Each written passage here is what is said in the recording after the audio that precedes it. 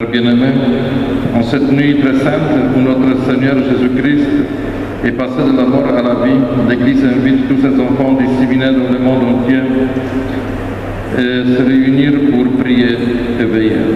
Nous allons donc commémorer ensemble la Pâque du Seigneur en écoutant la parole de Dieu et dans l'espérance d'avoir part à son triomphe sur la mort et de vivre avec lui pour toujours.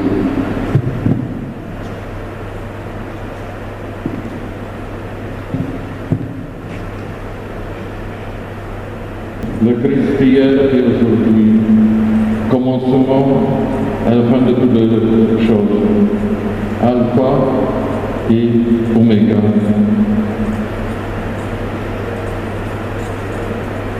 À lui la gloire,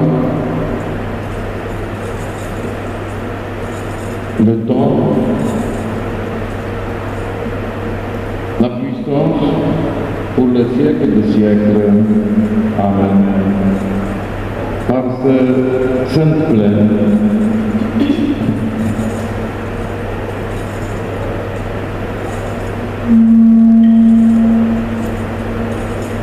c'est plus glorieuse.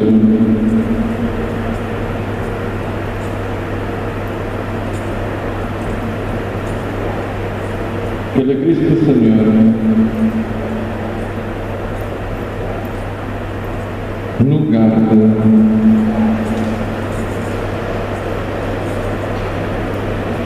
et nous protège. Amen.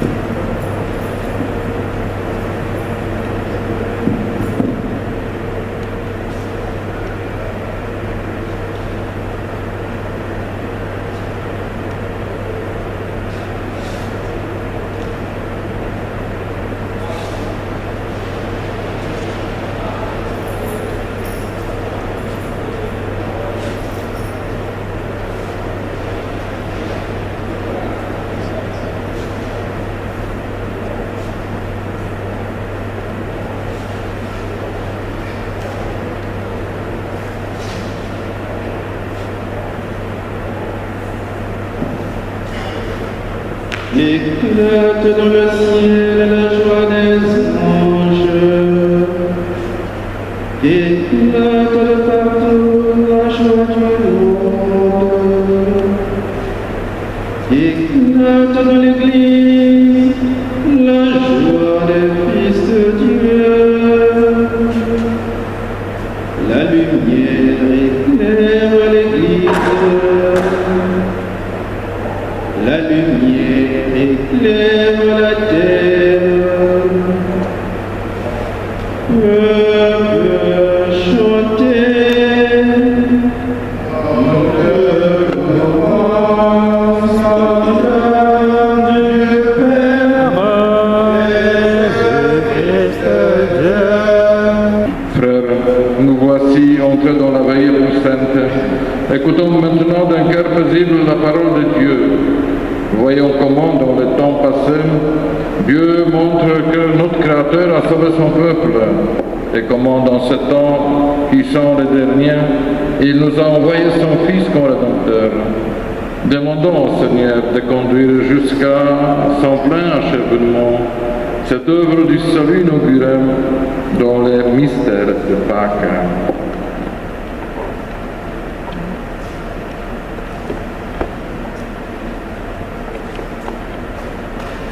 Première lecture. Lecture du livre de la Genèse au premier chapitre, verset 1 jusqu'au deuxième chapitre, verset 2. Au commencement, Dieu créa le ciel et la terre. La terre était informe et vide. Les ténèbres étaient au-dessus de l'abîme, et le souffle de Dieu planait au-dessus des eaux.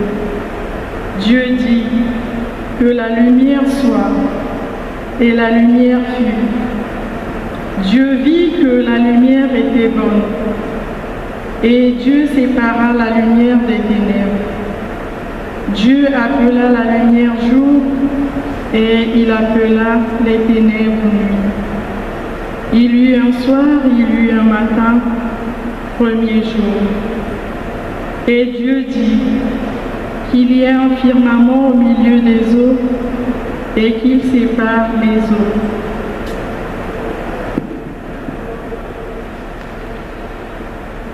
Dieu fit le firmament, il sépara les eaux qui sont au-dessous du firmament et les eaux qui sont au-dessus. Et ce fut ainsi. Dieu appela le firmament ciel. Il y eut un soir, il y eut un matin, deuxième jour.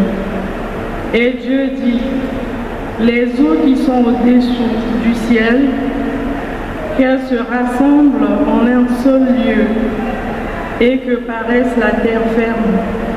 Et ce fut ainsi. Dieu appela la terre ferme terre, et appela la masse des eaux mer. Et Dieu vit que cela était bon. Dieu dit que la terre produise l'herbe, la plante qui porte sa semence, et que sur la terre, l'arbre à fruits donne selon son espèce le fruit qui porte sa semence. Et ce fut ainsi. La terre produisit l'herbe, la plante qui porte sa semence selon son espèce, et l'arbre qui donne selon son espèce le fruit qui porte sa semence. Et Dieu vit que cela était bon. Il y eut un soir, il y eut un matin, troisième jour. Et Dieu dit qu'il y ait des luminaires au firmament du ciel, pour séparer le jour de la nuit, qu'ils servent de signes pour marquer les fêtes, les jours et les années, et qu'ils soient au firmament du ciel, des luminaires pour éclairer la terre. Et ce fut ainsi. Dieu fit les deux grands luminaires, le plus grand pour commander au jour et le plus petit pour commander à la nuit. Il fit aussi les étoiles. Dieu les plaça au firmament du ciel pour éclairer la terre, pour commander au jour et à la nuit, pour séparer la lumière des ténèbres. Et Dieu vit que cela était bon. Il y eut un soir, il y eut un matin, quatrième jour. Et Dieu dit que les eaux foisonnent d'une profusion d'êtres vivants et que les oiseaux volent au-dessus de la terre, sous le firmament du ciel. Dieu créa selon leur espèce les grands monstres marins, tous les êtres vivants qui vont et viennent et foisonnent dans les eaux, et aussi selon leur espèce, tous les oiseaux qui volent. Et Dieu vit que cela était bon. Dieu les bénit par ses paroles. Soyez féconds, multipliez-vous, remplissez les mers, que les oiseaux se multiplient sur la terre. Il y eut un soir, il y eut un matin, cinquième jour. Et Dieu dit que la terre produise des êtres vivants selon leur espèce, bestiaux, bestioles et bêtes sauvages selon leur espèce. Et ce fut ainsi. Dieu fit des bêtes sauvages selon leur espèce, des bestiaux selon leur espèce, et toutes les bestioles de la terre selon leur espèce. Et Dieu vit que cela était bon. Dieu dit, faisons l'homme à notre image, selon notre ressemblance. Qu'il soit le maître des poissons de la mer, des oiseaux du ciel, des bestiaux, de toutes les bêtes sauvages et de toutes les bestioles qui vont et viennent sur la terre. Dieu créa l'homme à son image. À l'image de Dieu, il le créa. Il les créa hommes et femmes. Dieu les bénit et leur dit, soyez féconds et multipliez-vous. Remplissez la terre, soumettez-la. Soyez les maîtres des poissons de la mer, des oiseaux du ciel et de tous les animaux qui vont et viennent sur la terre. Dieu dit encore, je vous donne toute plante qui porte sa semence sur toute la surface de la terre, et tout arbre dont le fruit porte sa semence, telle sera votre nourriture. À tous les animaux de la terre, à tous les oiseaux du ciel, à tout ce qui va et vient sur la terre, et qui a souffle de vie, je donne comme nourriture toute herbe verte. Et ce fut ainsi. Et Dieu vit tout ce qu'il a fait. Et voici, cela était très bon. Il y eut un soir, il y eut un matin, 6e jour. Ainsi furent achevés le ciel et la terre et tout leur déploiement. Le 7e jour, Dieu avait achevé. Le 7e jour, Dieu avait achevé l'œuvre qu'il avait faite. Il se reposa le 7e jour de toute l'œuvre qu'il avait faite. Parole du Seigneur Dieu Tout-Puissant. Méditons cette lecture avec le psaume 103. Ô Seigneur, envoie ton esprit, il renouvelle la face de la terre. Ô Seigneur, envoie ton esprit, il renouvelle la face de la terre. Bénis le Seigneur, ô mon âme.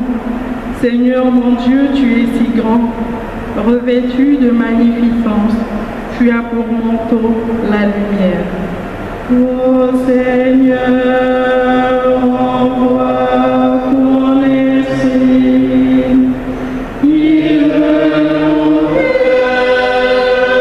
la face de la terre.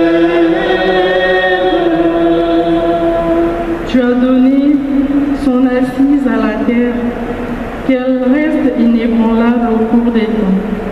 Tu l'as vêtue de la vigne des mers, les eaux couvraient même les montagnes. Ô Seigneur, envoie ton esprit, il renouvelle la face de la terre. Dans les ravins, tu fais jaillir des sources, et l'eau chemine au creux des montagnes.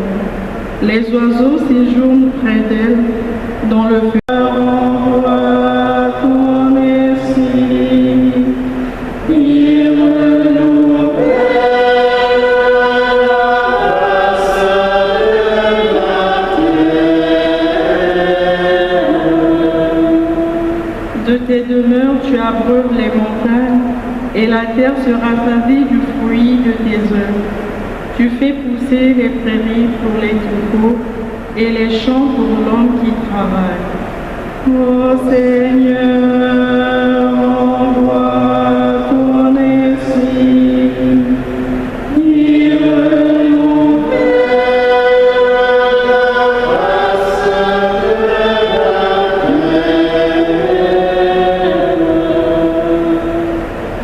Quelle profusion dans tes œuvres, Seigneur. Tout cela, ta sagesse l'a fait. La terre s'emplit de tes biens. Bénis le Seigneur, ô mon âme. Ô Seigneur, envoie ton esprit.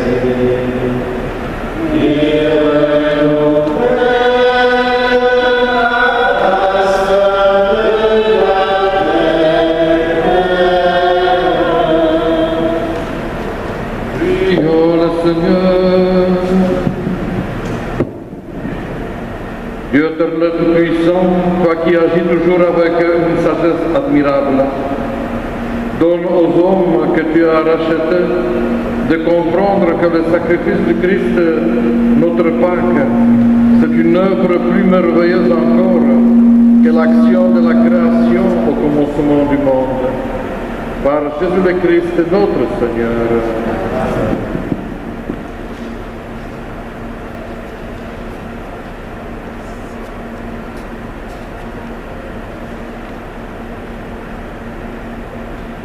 Deuxième lecture. Lecture du livre de la Genèse au chapitre 22, les versets 1 à 18. En ces jours-là, Dieu mit Abraham à l'épreuve. Il lui dit, Abraham, celui-ci répondit, me voici. Dieu dit, prends ton fils, ton unique, celui que tu aimes, Isaac, va au pays de Moria, et là tu l'offriras en holocauste sur la montagne que je t'indiquerai. Abraham se leva de bon matin, sella son âne, et prit avec lui deux de ses serviteurs et son fils Isaac. Il fondit le bois pour l'holocauste et se mit en route vers l'endroit que Dieu lui avait indiqué. Le troisième jour, Abraham, levant les yeux, vit l'endroit de loin. Abraham dit à ses serviteurs, « Restez ici avec l'âne. Moi et le garçon, nous irons jusque là-bas pour adorer, puis nous reviendrons vers vous. » Abraham prit le bois pour l'holocauste et le chargea sur son fils Isaac. Il prit le feu et le couteau et tous deux s'en allèrent ensemble. Isaac dit à son père Abraham, « Mon père. » « Eh bien, mon fils, Isaac reprit, voilà le feu et le bois, mais où est l'agneau pour l'holocauste? Abraham répondit, Dieu saura bien trouver l'agneau pour l'holocauste, mon fils. Et ils s'en allaient tous les deux ensemble. Ils arrivèrent à l'endroit que Dieu avait indiqué. Abraham y bâtit l'autel et disposa le bois, puis il lia son fils Isaac et le mit sur l'autel par-dessus le bois. Abraham étendit la main et saisit le couteau pour immoler son fils. Mais l'ange du Seigneur l'appela du haut du ciel et dit, « Abraham, Abraham. » Il répondit, « Me voici. » L'ange lui dit, « Ne porte pas la main sur le garçon, ne lui fais aucun mal. Je sais maintenant que tu crains Dieu, tu ne m'as pas refusé ton fils, ton unique. » Abraham leva les yeux et vit un bélier retenu par des cornes dans un buisson. Il alla prendre le bélier et l'offrit en holocauste à la place de son fils. Abraham donna à ce lieu le nom de « Le Seigneur voit ». On l'appelle aujourd'hui sur le mont « Le Seigneur est vu ». Du ciel, l'ange du Seigneur appela une seconde fois Abraham. Il déclara, « Je le jure par moi-même, oracle du Seigneur, parce que tu as fait cela, parce que tu ne m'as pas refusé ton Fils, ton unique, je te comblerai de bénédictions. Je rendrai ta descendance aussi nombreuse que les étoiles du ciel et que le sable au bord de la mer, et ta descendance occupera la place forte de ses ennemis. Puisque tu as écouté ma voix, toutes les nations de la terre s'adresseront l'une à l'autre la bénédiction par le nom de ta descendance. Parole du Seigneur. Méditons par le psaume 15. Garde-moi, mon Dieu, j'ai fait de toi mon refuge. Garde-moi, Seigneur,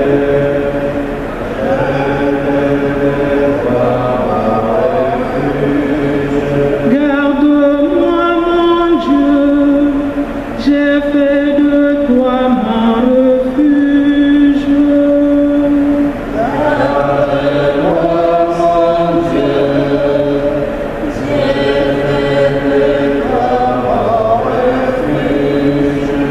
Seigneur, mon partage et ma coupe, de toi défense.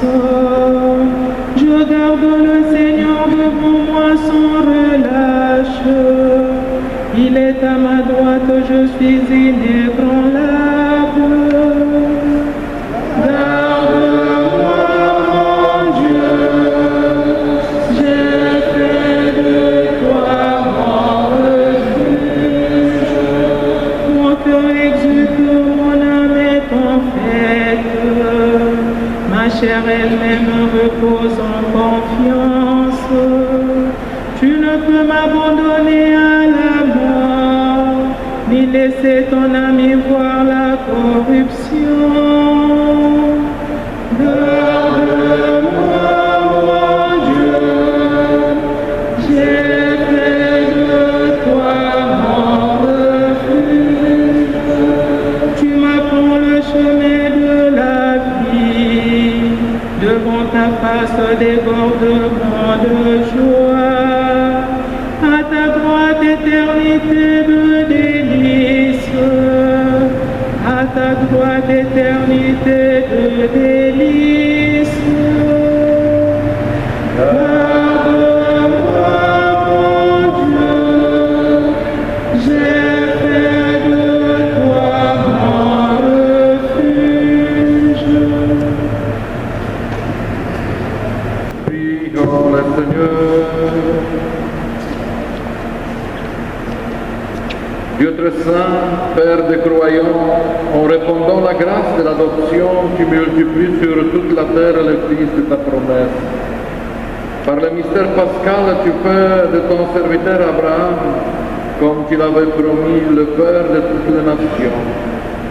Accorde à ton peuple de savoir répondre à cet appel.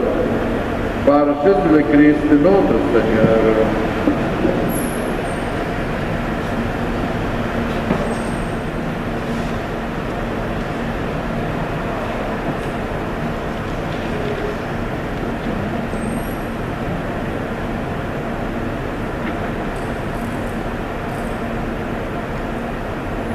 Lecture du livre de l'Exode, au chapitre 14. En ces jours-là, le Seigneur dit à Moïse, « Pourquoi crier vers moi? Ordonne aux fils d'Israël de se mettre en route. Toi, lève ton bâton, étends le bras sur la mer, fends-la en deux, et que les fils d'Israël entrent au milieu de la mer à pied sec. Et moi, je ferai en sorte que les Égyptiens s'obstinent. Ils y rentreront derrière eux. Je me glorifierai aux dépens de Pharaon et de toute son armée, de ses chars et de ses guerriers. Les Égyptiens sauront que je suis le Seigneur quand je me serai glorifié aux dépens de Pharaon, de ses chars et de ses guerriers. L'ange de Dieu qui marchait en avant d'Israël se déplaça et marcha en arrière.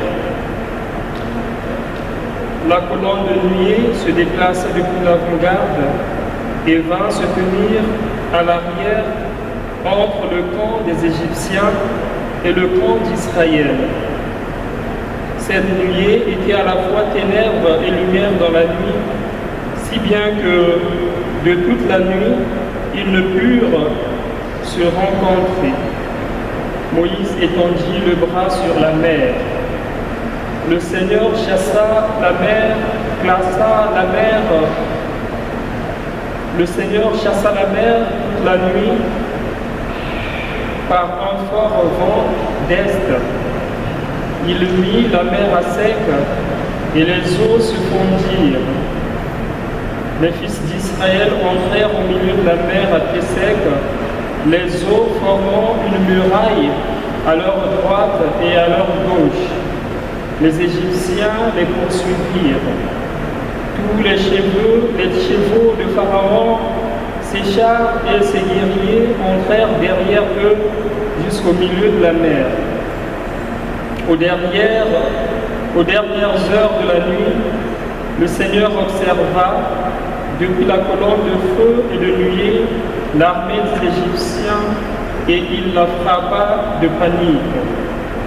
Il faussa les roues de leurs chars et ils eurent beaucoup de peine à les conduire. Les Égyptiens s'écrièrent, fuyant devant Israël, car le Seigneur qui combat pour eux contre nous.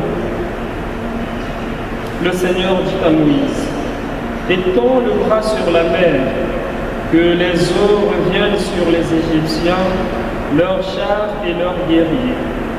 Moïse étendit le bras sur la mer. Au point du jour, la mer reprit sa place. Dans leur fuite, les Égyptiens s'y heurtèrent et le Seigneur les précipita au milieu de la mer. Les eaux refluent et recouvrirent les chars et les guerriers, toute l'armée de Pharaon qui était entrée dans la mer dans la poursuite d'Israël. Il n'en resta pas un seul, mais les fils d'Israël avaient marché à pied sec au milieu de la mer, les eaux formant une muraille à leur droite et à leur gauche. Ce jour-là, le Seigneur sauva Israël de la main de l'Égypte, et Israël vit les Égyptiens morts sur le bord de la mer. Israël vit avec quelle main puissante le Seigneur avait agi contre l'Égypte. Le peuple craignit le Seigneur, il mit sa foi dans le Seigneur et dans son serviteur Moïse. Alors Moïse et les fils d'Israël chantèrent ce cantique. Chantons le Seigneur car il a fait éclater sa gloire. Il a jeté à l'eau cheval et cavalier. Chantons le Seigneur car il a fait éclater sa gloire. Il a jeté à l'eau cheval et ma force et mon chant, c'est le Seigneur. Il est pour moi le salut. Il est mon Dieu, je le célèbre. J'exalte le Dieu de mon Père. Le Seigneur est le guerrier des combats. Son nom est le Seigneur. Il a jeté à l'eau cheval et cavalier.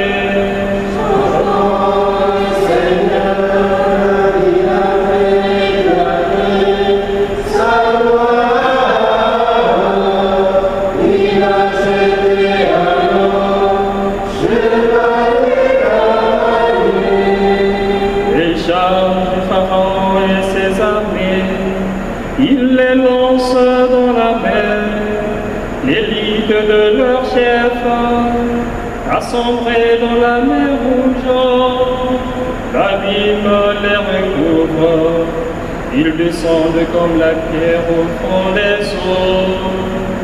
Il a jeté Yahoo, cheval et cavalier.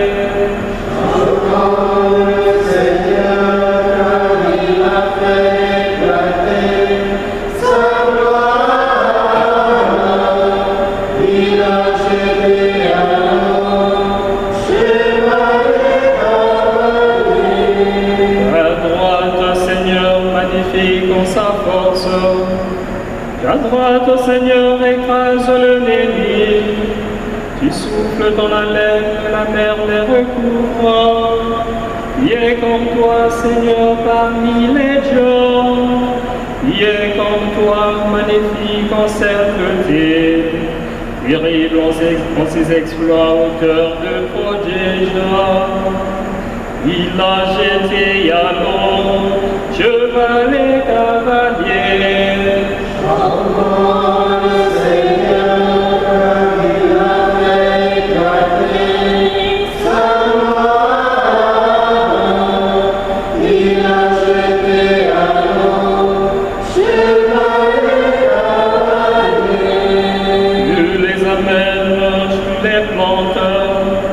Sur la montagne d'un héritage, le lieu que tu as fait, Seigneur, pour l'habiter, le sanctuaire, Seigneur, fondé par tes mains.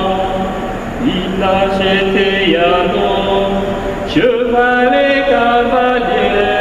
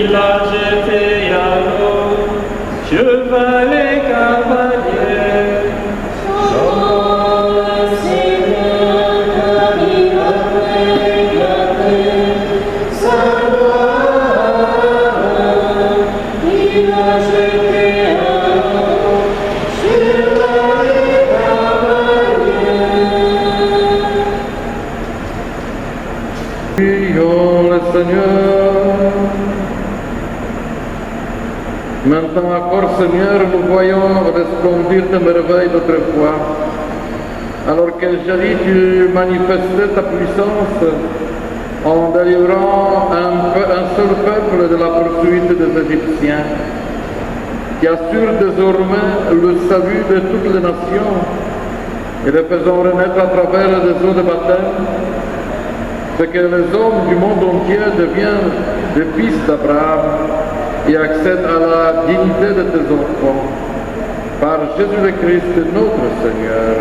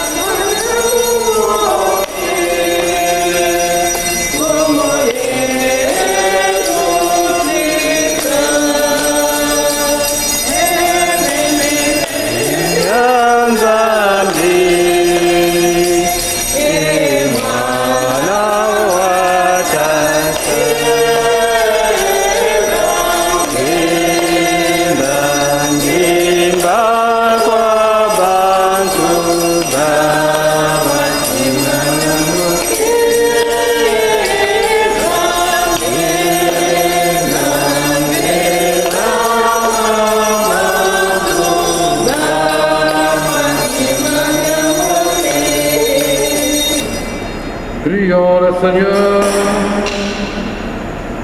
Dieu qui fait resplendir cette nuit très sainte par la gloire de la résurrection du Seigneur, ravive en ton Église l'esprit filial que tu lui as donné, afin que renouvelés dans notre corps et notre âme, nous soyons tout entiers à ton service. Par Jésus-Christ notre Seigneur et notre Dieu, qui règne avec toi le Saint-Esprit, maintenant et pour le siècle des siècles. Amen.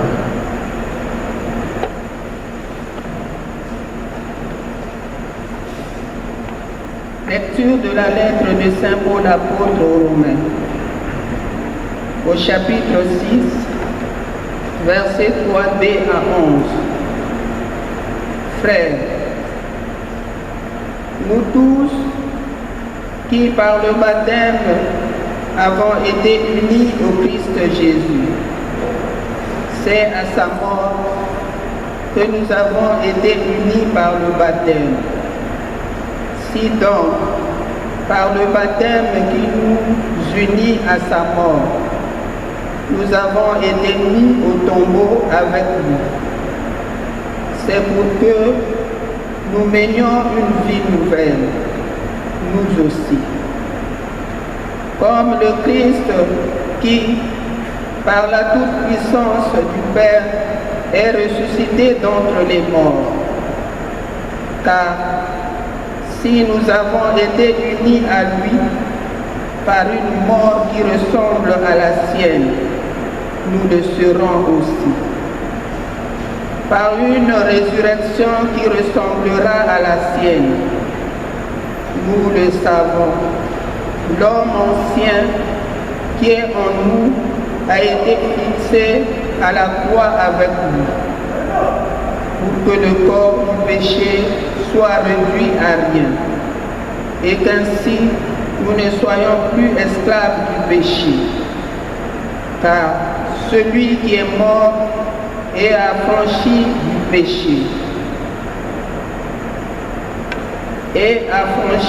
péché.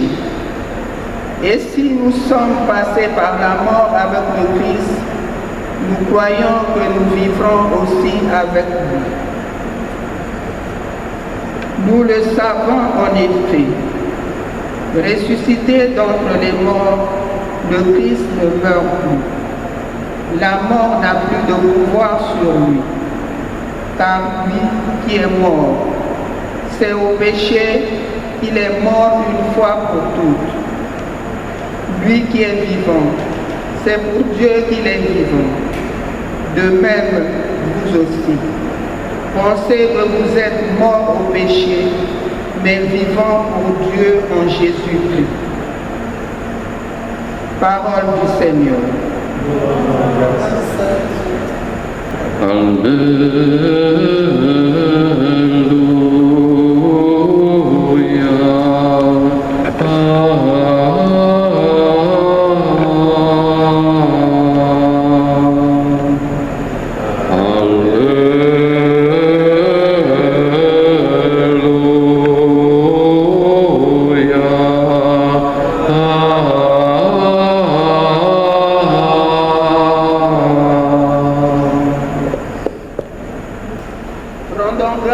Seigneur, il est bon. Éternel est son amour.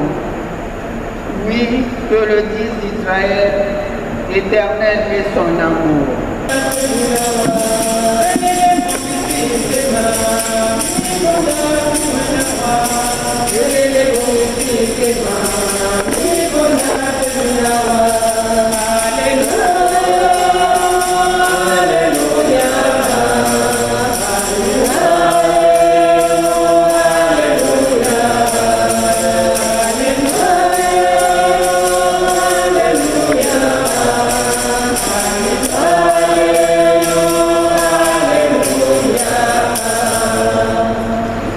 Le Seigneur soit avec vous.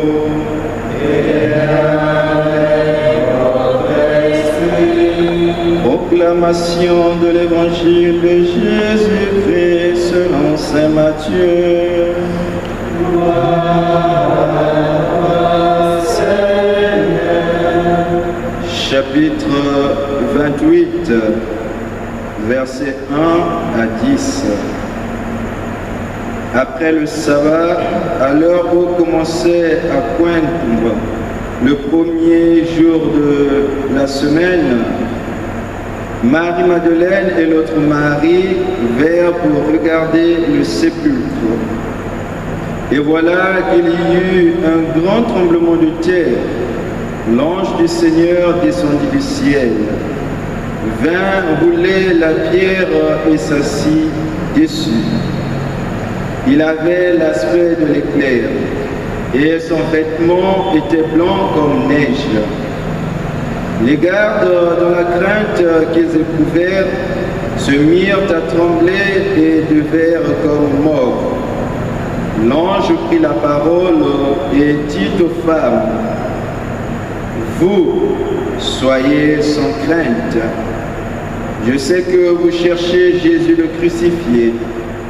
Il n'est pas ici, car il est ressuscité comme il l'avait dit. Venez voir l'endroit où il reposait. Puis vite, allez dire à ses disciples, il est ressuscité d'entre les morts, et voici qu'il vous précède en Galilée. Là, vous le verrez. Voilà ce que j'avais à vous dire. » Vite, elles quittèrent le tombeau, remplies à la fois de crainte et d'une grande joie, et elles coururent porter la nouvelle à ses disciples. Et voici que Jésus vint à leur rencontre et leur dit, « Je vous salue. » Elles s'approchèrent, lui saisirent les pieds et se prosternèrent devant lui. Alors Jésus leur dit, « Soyez sans crainte. Allez annoncer à mes frères qu'ils doivent se rendre en Galilée. C'est là qu'ils me verront. » Acclamons la parole de Dieu.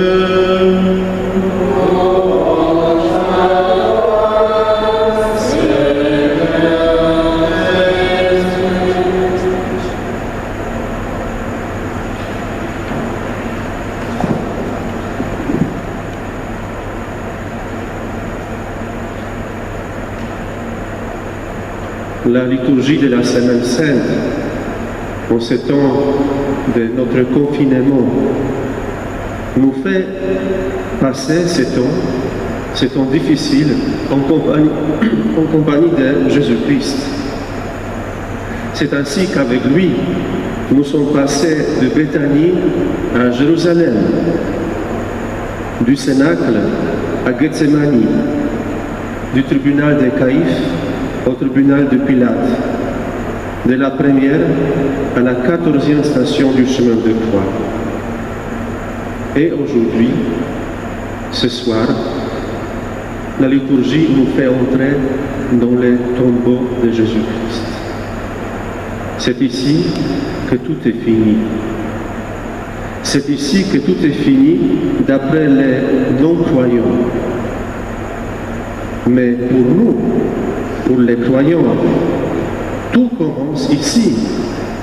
Tout commence vraiment ici. Chers frères et sœurs, c'est depuis des siècles que les pèlerins du monde entier, à l'instar des femmes de l'évangile que nous venons d'entendre, viennent faire leur visite au tombeau de Jésus-Christ, au Saint-Sépulcre. Et qu'est-ce qu'ils voient? Ils ne voient rien. Ils voient absolument rien de ce qu'ils peuvent attester la mort de Jésus-Christ. Pas de cadavres, pas de cercueil, pas des ossements. Quelle conclusion peut-on en tirer? La conclusion est très claire, chers frères et sœurs. La conclusion est claire. Il est vivant. Il est ressuscité. Qui? Qui? Il est ressuscité. Venez, nous demande l'ange de la résurrection. Venez voir l'endroit où il reposait. Il n'est pas ici, car il est ressuscité. comme il avait dit. Qu'est-ce que cela veut dire, chers frères et sœurs? Cela veut dire que le tombeau n'est pas une entrée dans le néant, mais c'est une sortie. Le tombeau de Jésus-Christ, c'est une sortie dans ce monde nouveau, où Jésus, autant que ressuscité, n'est plus limité ni dans le temps, ni dans l'espace, pour être avec nous, pour être avec ses disciples. Le tombeau de Jésus-Christ, c'est une sortie dans le monde, où Jésus, autant que ressuscité, traverse tous les seuils de nos maisons, alors que leurs portes sont verrouillées par la peur de la coronavirus. Le tombeau de Jésus-Christ n'est pas une entrée, c'est une sortie dans ce monde nouveau où la mort ne sera plus, où le coronavirus ne sera plus. Allez, allez, nous demande Jésus ressuscité, allez annoncer à mes frères et sœurs cette bonne nouvelle du salut. Allez. Mais comment pouvons-nous aller? Comment nous pouvons aller annoncer la bonne nouvelle sans dépasser les mesures de notre confinement? Cela n'est pas si difficile, chers frères et sœurs. Nous avons au moins 3 moyens pour annoncer la bonne nouvelle du salut. Le premier moyen, c'est l'action. La deuxième, c'est la parole. Et troisième, c'est la prière. Si nous ne pouvons pas agir, nous pouvons parler. Si nous ne pouvons pas parler, nous pouvons toujours prier. Prier pour les autres. Prier pour quelqu'un, comme nous l'a dit Saint Jean-Marie Vianney, veut dire lui envoyer un ange. Prier pour quelqu'un, cela veut dire lui envoyer un ange. Et aujourd'hui, chacun a besoin de cet ange, de la résurrection. Prier pour quelqu'un veut dire lui envoyer l'ange de la résurrection, l'ange de la paix. Et voici comment nous pouvons faire passer ce temps de notre confinement. Nous pouvons le faire passer en priant pour nos frères et sœurs, pour les malades, pour les victimes du coronavirus, pour les médecins, pour nos confrères, pour nos concerts, pour nos paroissiens. Nous pouvons faire passer ce temps en leur envoyant les anges de la résurrection, les anges qui vont les consoler dans leur détresse.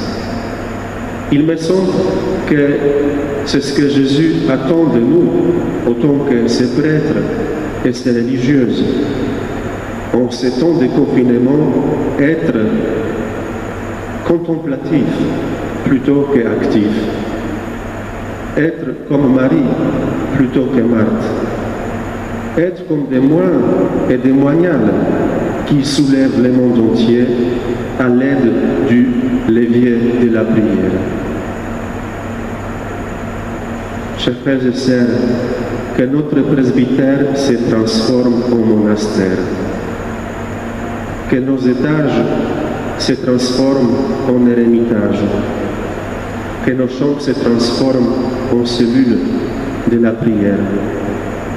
Et c'est de là que nous allons envoyer les anges vers nos frères et sœurs du monde entier. Amen.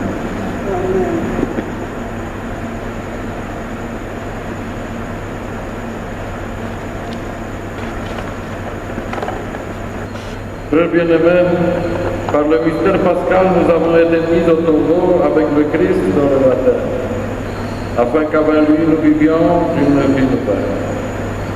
C'est pourquoi, après avoir terminé l'entraînement des carêmes, renouvelons la renonciation à Satan, et qu'on fait lorsque de notre baptême. Renouvelons notre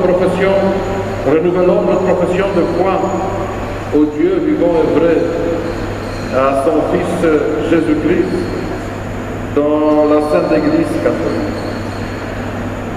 Alors,